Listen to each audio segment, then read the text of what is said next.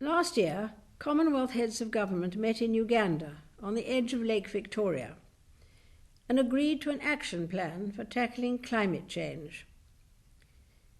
It was an appropriate place to do so. From there, the waters of the River Nile begin a 3-month journey to the Mediterranean. The Nile, throughout history, has served humankind in many ways. But for all its impressive size and importance, this river is a fragile ecosystem, and its vulnerability grows with the number of people dependent upon it, so that a single incident of pollution upstream may affect the lives of countless numbers downstream. The example of the Nile illustrates many of the challenges facing the global environment as a whole, which cannot alone sustain our lives as once it did. The competition for fresh water by a growing population is itself becoming a source of potential conflict. Our own attitudes to the environment and the use we put it to may have consequences for people on every continent and for every ocean and sea. The impact of pollution falls unequally.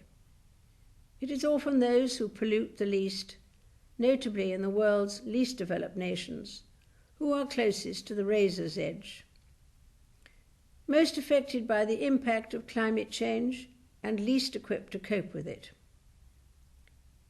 And it is important to remember that the environmental choices available in some countries may not be an option for others. In some parts of the world, for example, fossil fuels can be used more sparingly, and buildings can be made of more efficient, sustainable materials. But it is far harder to expect someone to adapt if he or she relies on the trees of a local forest for fuel, shelter, and livelihood. If we recognize the interests and needs of the people who are most affected, we can work with them to bring about lasting change. Happily, this approach has always been a strength of the Commonwealth. An awareness of environmental issues is now widespread, with the determination that future generations should enjoy clean air, sufficient fresh water and energy, without risking damage to the planet. Few are more aware or energetic in confronting climate change than young people, and we should support them.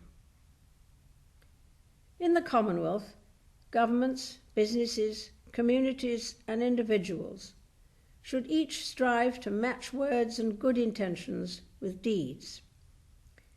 Every contribution has its part to play. Whatever we do, wherever we live, our actions in defense of the environment can have a real and positive effect upon the lives of others, today and into the future.